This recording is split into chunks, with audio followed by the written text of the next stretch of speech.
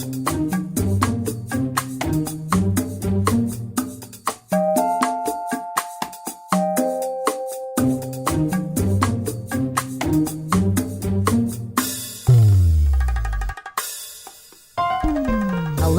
and welcome to the Gifted Life Podcast, where we have conversations about organ, tissue, and eye donation and transplantation. You can always find us at thegiftedlife.org. Thanks for spending some time with us today.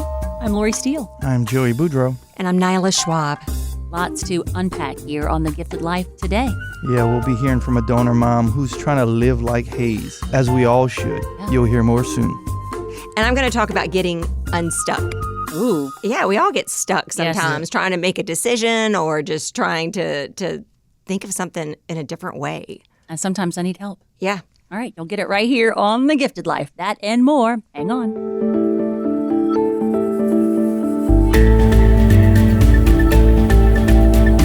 Here on the Gifted Life podcast, excited to have an in-studio guest.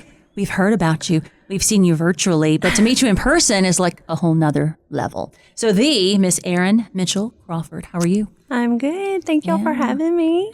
And I think all of us, I can speak for all of us. So we love watching you speak because when you speak, you talk about your donor hero, which is your boy, your son. And I just think you light up the room when you talk about the sweet boy. Thank you. Who is in his, would be 13? Yeah. Yeah. Mm-hmm. And so Hayes. Yes. So tell us a little bit about Hayes. I don't know if I can just tell you a little.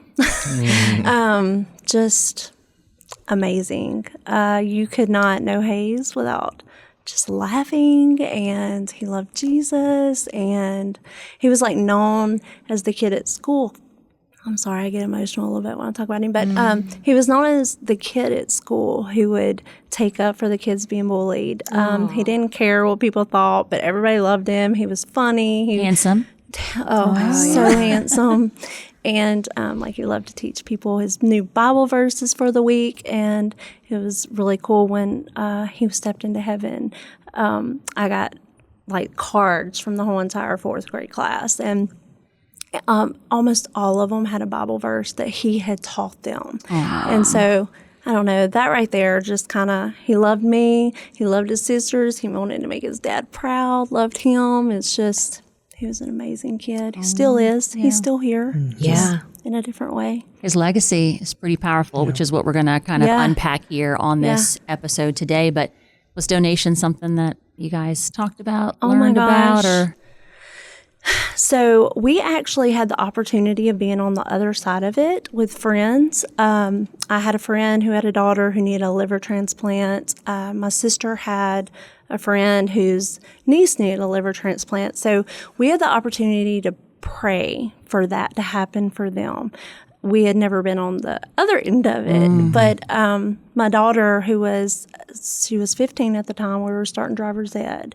And so I was explaining to her about the little red heart and all that, and Hayes was in the back seat of the car. And he was just listening, and he's like, "Hey, Mom, so you mean to tell me when I go to heaven, I can give my organs to somebody else, and it'll give them more time to know Jesus, or if they know Jesus, it'll give them more time to tell others about Jesus." And in my mind, I was thinking, I would have never thought of it like that. But I was like, yes, absolutely. And I just remember him turning his head and looking out the window, and he had the best little dimple, and he smiled so big. He's like, "Mom, I want to do that. Let's go."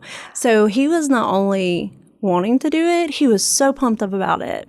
And it was 2 weeks later that we were able to honor that. And while we were in the hospital, they asked us if we would like to do it. And for a moment, I looked at my husband and I said, "I don't know what to do." And then, God reminded me of that. And I just thought it was the sweetest thing that I didn't have to make that decision and that he made it for himself. And so, So now we know both sides of it, and we know the power in it and how beautiful it is. And I always tell people, our prayers may not have been answered in the way that we wanted them to that day, but Hayes' wishes were honored and other people's prayers were answered. And that's just beautiful.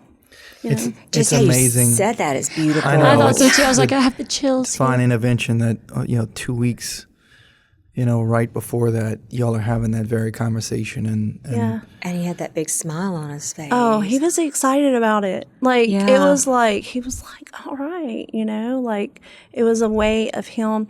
Hayes was a very giving kid. He was not your typical 9-year-old. And I know a lot of people say that about their kids. No, but I he have some I've had truly 9-year-olds. wasn't. That's really amazing. And the maturity and the spiritual maturity in him, just, I have the relationship with God that I have now because of the way he lived his life. And that is a very humbling thing for a mom to be able to say, people are like, oh, were you raising that way? No, I did.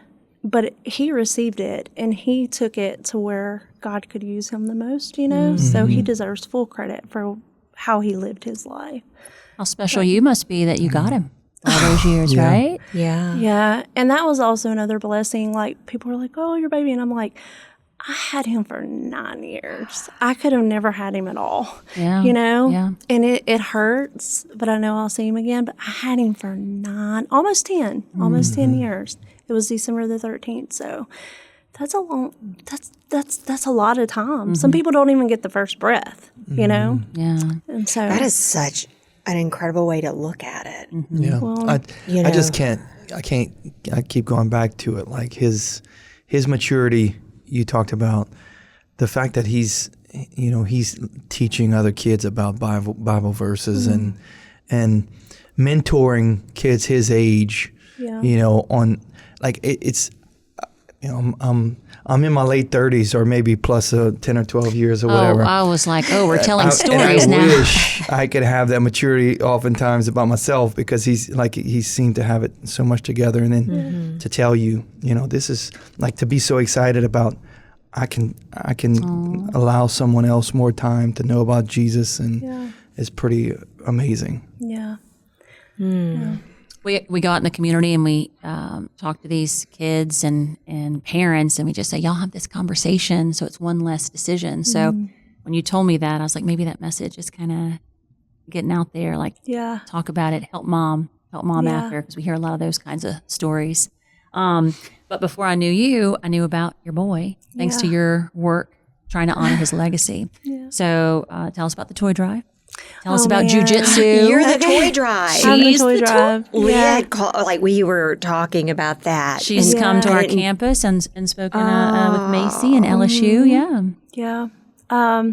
So the toy drive is something, Libby, I was talking to Libby one day, and she kind of helped me put it in perspective. And Leah, she's a big, huge part of this. Leah, I couldn't get out of bed for like 2 weeks. It was just, I'd get my kids off to school, put on a happy face, and then it was to the bed. And then it was set an alarm for when I had to go get them. And it was like that for 2 weeks because that date was coming up. And Leah called, and as she always does, right at the right time. And she's like, coffee. And I'm like, okay, yes, I'm coming. And so I go and sit with her, and she's like, okay, what are we doing for the 1 year? And I'm like, I don't know, like, do we celebrate this? Like, she's like, what do you think we could do? And she's like, what about a toy drive? And I was like, Hayes' favorite Christmas tradition is to pick out 3 toys for 3 kids his age. And she goes, well, what better way to honor him? And so it set everything in motion. I don't even think I slept for weeks, but those 2 weeks was I was trying to get it together. And we have been so blessed in our community to have so many people reach out and help financially, donate the toys, schools, businesses. We deliver to Little Rock Children's Hospital, St. Jude's, New Orleans Ochsners, Our Lady of the Lake. Y'all received that many toys? Texas Children's Hospital, Dallas Children's Hospital. I feel like I'm leaving somebody out. Oh, our local hospitals, the Ochsners in our area. We deliver to there too. And Shreveport, both Ochsners and Shreveport. So, and when I say we deliver like the big black bags. We give at least 7 to each hospital full of toys. So That yeah.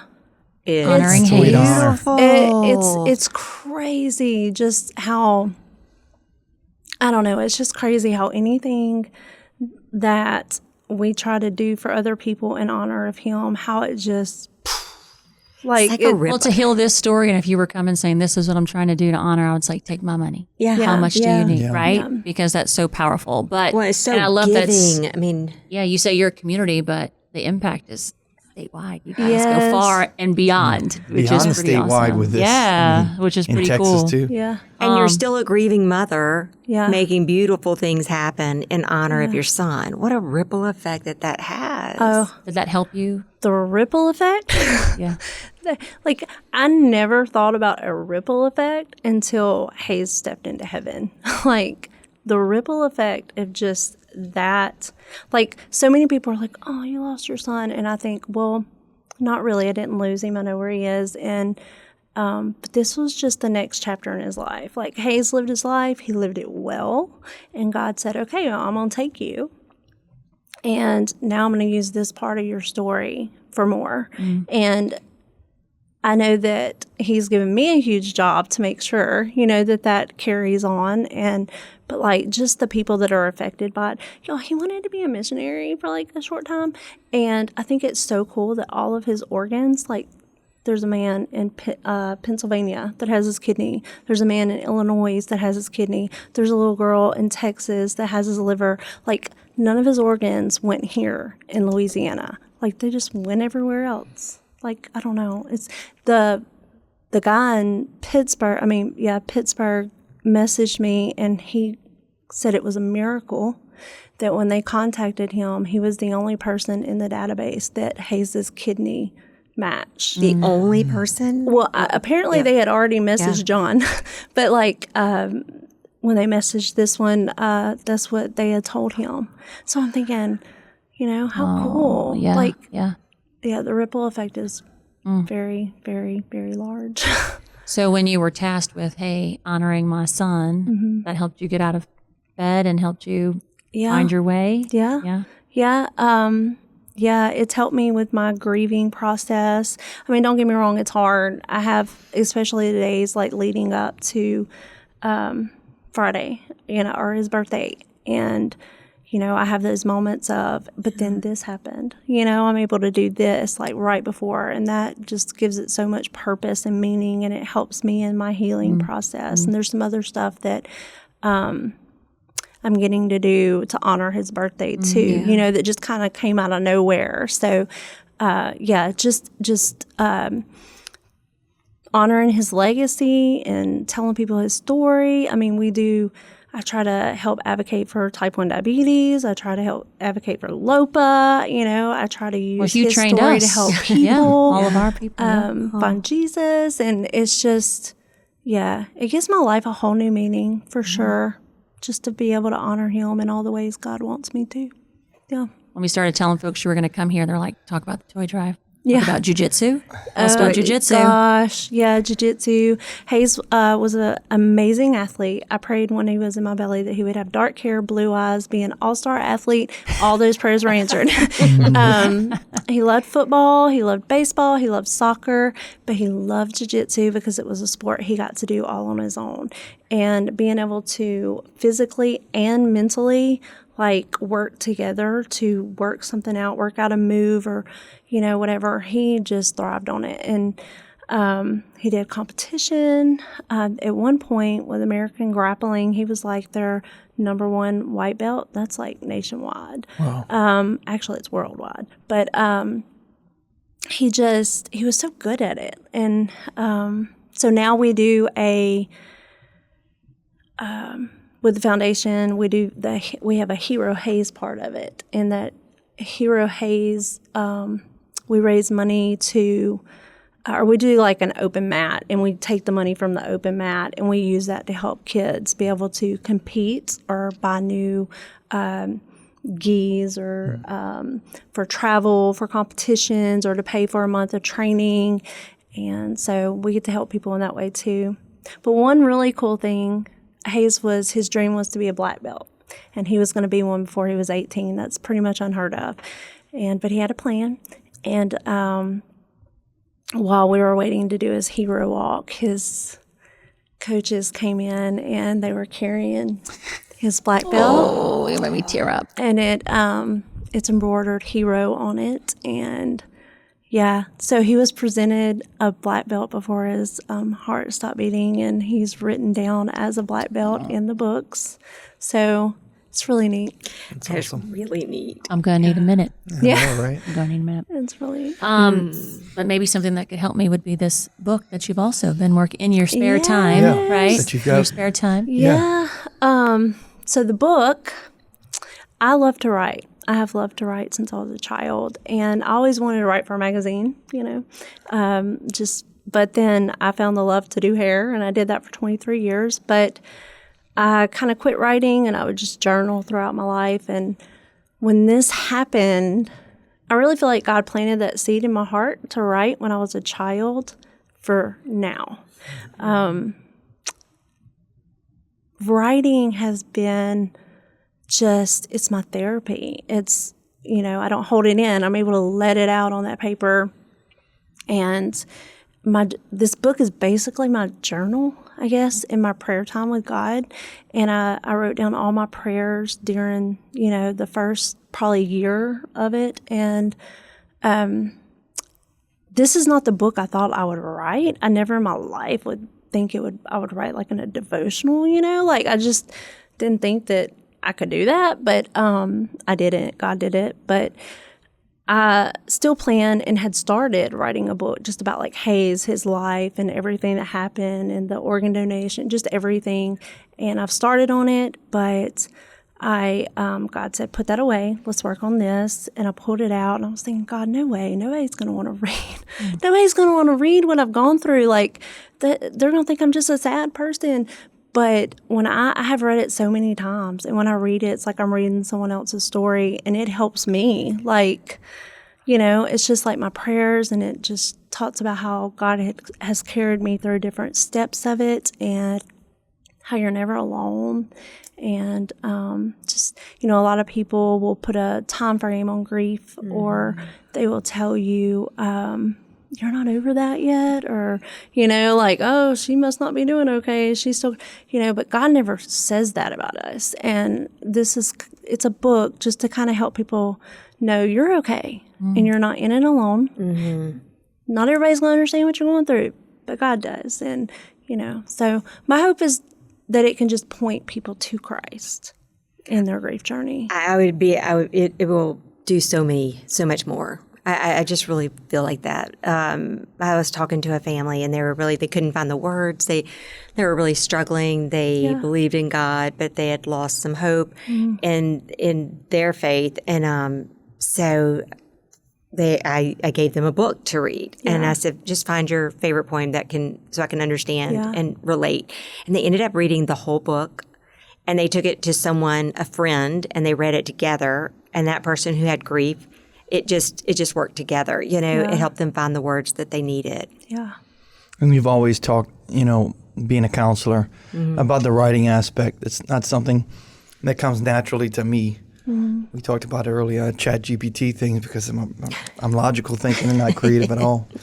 But that's something that, Nyla speaks to a lot, is writing, just put things on paper, and how, how much it helps in general, with grief, and for you to write a book, then then inspires others is awesome. Yeah. So I want you to find the book. It's available online, Amazon? Yeah, you can buy it at Amazon. Tell us the title.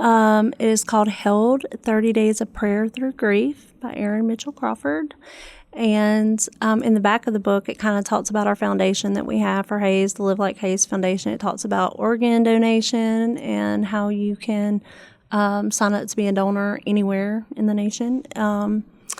And then it just kind of has like a write-up about Hayes and how amazing he is as a person too. But then it has a 30-day of just prayers, and if you're feeling this way, and journaling topics. And so, yeah.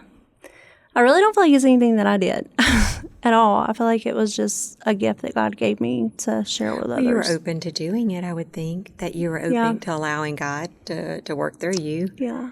And being able to show other people they're not alone in their grief journey. Right. Yeah. Because it's a very lonely place sometimes. It is. But, yeah. Well, Live Like Hayes, I wanted to talk more about that. I remember on social media, it was an H, I guess, at his school.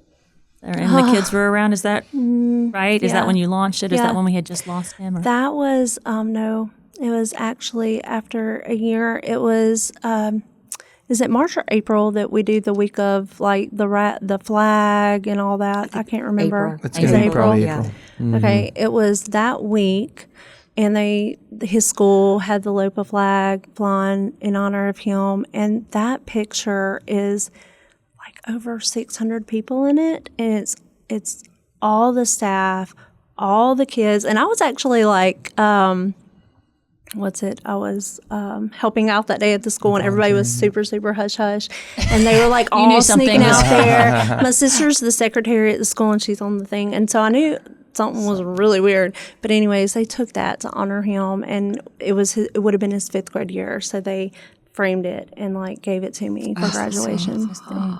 But Live Like Hayes, we know you do some jiu-jitsu. You talked about the heroes. And then what's your hope with the foundation? I just want to bless people with it. I want to point people to Christ with it. We do bears too that we want to give to donor families that they can leave with the heartbeat, already in a bear. We just want to be Jesus' feet and hands and show love to people who are hurting or struggling or needing, You're carrying on what he started. Yeah. Yeah. He wanted to be a missionary, and so we want to do that for him, carry his mission on. And how's siblings? Ellie, Lily, how's dad? They're good. We all have our moments. Ellie and Hayes were like this, and she was 7 when it happened, and it's been a struggle. And Lily, they're just so strong, and they miss him. They know they'll see him again, and they do the best they can. And We all are. we honor him. They honor him, in their own ways. It's so neat. But they're doing good. Dad's doing good. So. All right. So we want you to check out the book. It's on Amazon. Yes. Where else do you want us to go? Well, I have it in Amazon, but then in my local area, you can get it at Kara's Boutique. You can get it at Resilient Beauty. You can get it at Purple Aster. You can get it at the Diabetes Care Clinic. You can get it at their pharmacy. And you can get it at like the River City Nutrition Tea place. Wow. Okay. That's a great you're like community. taking it on the road. I love it. I love it. Hopefully one day it'll be everywhere. Yes. And so Live Like Hayes to support the toy drive and talk about more. Where would you send them? To the Live Like Hayes Foundation.net. There's a place on there if they want to help financially, they can. There's a donation place, but then it kind of tells about everything that we do. And when you make a donation, you can put in there what it's going to go to. Like if you want it to go to the to like the jiu-jitsu part or the bear part or for the Christmas toy drive, you just kind of put that in it when you make your donation. And yeah, we use it for those things. Please tell me there's pictures of this sweet boy. You must. beautiful. Yeah, there's a whole bunch of pictures of him. If you scroll all the way down to the bottom, I'm a mom who takes a lot of pictures, and my kids don't understand, but I've suffered a lot of Yes. loss as well. And so I'm like, y'all are going to thank me one day, right? Yes. I love it. That's all of his cousins wearing his I Love Jesus shirt. But those eyes, Mom, you were right. I love it. Well, we can't thank you enough for coming, Well, thank y'all for for sharing, having me. for teaching us. We love what you're doing out in the community. We love that through your grief, you want to help other families learn and navigate. What a gift. Yeah. I believe it was very cool. David Kessler who said that you heal in community. Yeah, And you seem to have a whole community wrapped around you. I do. And now you're giving that back to others. So thank you for doing that. Absolutely. It's an honor to be able to use such a devastating thing to glorify God. So I'm grateful to be able to do that. Well, you have an open mic here. So the next great thing that you guys are working on, we know you always have something on the back burner. feel free to reach out. We'd love to hear more and hear about his legacy continuing. Absolutely. Yeah. Thank y'all for having me. Thank you.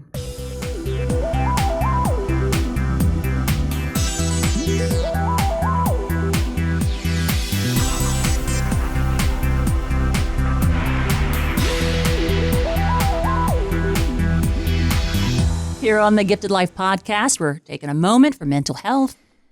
Yeah, I'm curious to hear what we've got to talk about today. Something about getting unstuck? It's always a I surprise. know, we're like, right? what is she talking I don't about want today? any idea. Back it up. So when we were talking about the book and Erin's grief, you know how she said that really helped her process, like the journaling, Right. which made me think we get in places that's hard and we have to figure out how to process. And a lot of times we just go back to our usual way of trying to process something logical. You were saying you're very logical. And he said I was not. Yeah, I didn't hear that. But He said I did. assumptions here. I don't know. Did you say it? No. Okay.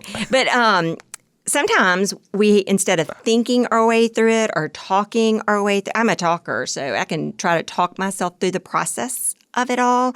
Sometimes our brain needs movement or it needs creativity or something new. And so it made me think about her journaling. And that can help the brain kind of see it in a new perspective. Yeah. But there's so many different ways. I mean, if you're really, honestly, if you're really stuck, you can walk through your house backwards. You take a different route when you're driving. Say you just can't get Can you an walk answer. through your house backwards? I'm going to do it Who does now. that? I can't. My house is new and I don't know where everything is yet. So No, I think I'm going to try it. I mean, like, some people say rumination, so I'm not going very deep with that. What is that? I'm just sorry. when you just keep thinking about the same thing over and over. yeah, But yeah. I mean, have y'all ever had a problem that you're trying to solve and you can't? Well, mine's just like a work product, right? And so I look at it. No, I don't think so. It's not all clicking up there. Let me come from this direction. Let me take a break or talk to a friend or, and then I come back and I'm like, I know exactly what, then I'm comfortable moving forward. Yeah. But it is a distraction. Come back to it. And then all things come together. Well, and that's why sometimes it's using different parts of your brain. So drawing a picture, using your left hand if you're right-handed, just to do things differently to let your brain try to make sense of it. Yeah. You have to figure out what you're comfortable with. And it's like trying on shoes, like what fits for you. But try to shake it up sometimes. Or maybe if somebody that you're talking to is like, I can't get the answer, it's just not making sense. Our emotions speak more with probably drawings than words. Because if they said, "Oh, you're how are you feeling right now, Lori?" Great. Okay, describe what great is. Well, Nyla, you put me on the spot. I want to run and hide backwards. That was good. Humor works too, I'm sure. But sometimes you just got to try something different. Yeah. And especially when you think about grief, you don't know what to do. And so maybe using a different part of your brain can kind of help bring some of those emotions to actually make sense of it, whether it's painting, it's poetry, journaling. All these things are using different parts of your brain. and it just brings me back to what Erin was talking about, at that year mark, Yeah. December 13th, he passed. Yeah. And of course, that's coming up on Christmas. And she said that, the couple weeks, whatever, leading to it, she would bring her kids to school. And then all she could do was lay in bed and then set her timer to pick her honesty kids was up. beautiful. And so getting unstuck for her was Leah having that connection, having that coffee Connection, but and a lot of then- creativity went into that. right, Making and her the think. toy drive and all of that, and then it reset her. Yeah, and yeah. it makes my logical part. You joked Yeah. about it, but it makes perfect sense that she kind of rewired her brain from where she had gotten stuck to being productive again and living. So it's not really about doing it perfect. It's just about doing something different. Yeah. Yeah. Oh, that was good, Joey. Well, thank very you. logical. It is very logical. Even I enjoyed it. That was very the unlogical. creative. So, I know. Yeah. You got unstuck during that interview. I like it. All right, you have a topic you'd like for us to cover here on The Gifted Life? We'd love to hear from you. Email us info@thegiftedlife.org.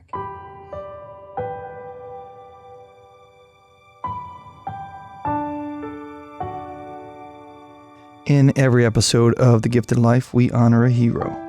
Today's hero is Hayes Crawford. And we learn about Hayes from his family. Today we honor Hayes Tyler Crawford, a son, brother, friend, athlete, and warrior for Christ, whose life continues to impact countless others. Though Hayes was only 9 years old when he stepped into heaven, his life was marked by joy, conviction, compassion, and purpose well beyond his years. Hayes was known for his contagious laughter and unmistakable sense of humor. To be around him was to smile. He loved music of all kinds, from Johnny Cash and Marty Robbins to Toby Mac and Panic at the Disco, just to name a few. Old country, Christian, and alternative. It did not matter. If it was playing, he was singing. His eyes were unforgettable, constantly changing from blue to gray to green. They always carried the same bright sparkle. That sparkle reflected a heart full of curiosity, kindness, and light. Above all, Hayes loved Jesus Christ. His faith was not something he kept to himself. He shared his favorite Bible verses with friends at school. He stood up for children who were being bullied. He cared deeply for those who felt left out. Even at 9 years old, Hayes understood that loving Jesus meant loving people well. He was devoted to his family. He looked up to his father and sought to make him proud. He was a proud mama's boy. He adored his two sisters and treasured his role as their brother. Hayes was also a dedicated athlete. He wore number 32 in football, baseball, soccer, playing nearly every position with determination and heart. In jiu-jitsu, he earned his gray belt through competition and perseverance. Prior to his hero walk, his coach presented him with a black belt engraved with one word: hero. It was a fitting tribute to the young man he was. 2 weeks before his passing, Hayes learned about organ donation. After hearing what it meant to give life to others, he expressed his desire to become a donor, saying he wanted to give people more time, especially time to know and share Jesus. His decision was immediate and wholehearted. Through Hayes' selfless gift, he saved the life of Sophia in Texas with his liver. He blessed John in Illinois with a kidney and another to Jim in Pennsylvania. His heart valves may have given life to several babies. In addition to the lives saved medically, many children and adults have given their lives to Christ because of the way Hayes lived and the testimony of his faith.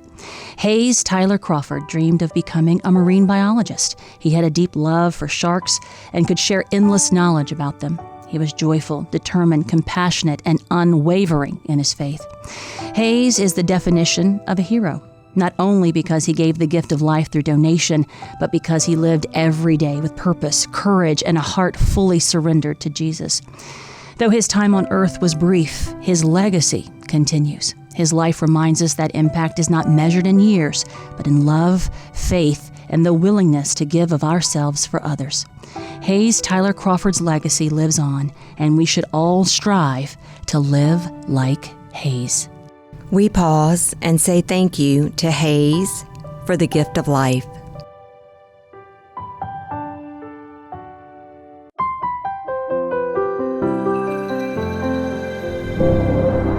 That is going to do it for this episode of The Gifted Life. Thanks for listening, guys. We appreciate you spending time with us.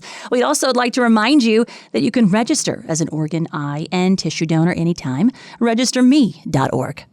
Yeah, and a special thanks to Erin Crawford for coming in studio with us and sharing Hayes with us. What a beautiful boy, and certainly somebody that we all want to live like.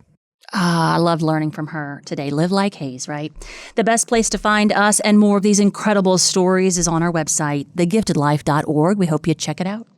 Listen there and find links to listen on Apple Podcasts, Spotify, iHeartRadio, Pandora, or wherever you listen to podcasts. And if you listen on Apple Podcasts, please leave us a 5-star rating. It really helps others find us. On social, you can like our page on Facebook, The Gifted Life Podcast. You can also follow us on Insta at Gifted Life Pod. Our ask is that you go out and do something you wouldn't normally do to help us make life happen. We're one big team.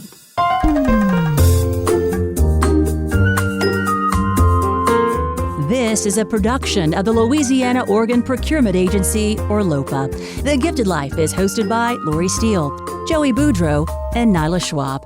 Our executive producer is Paige Ogle. Producer is Shalon Caraway. And we are recorded, engineered, and mixed in our Covington, Louisiana studio by Troy Perez.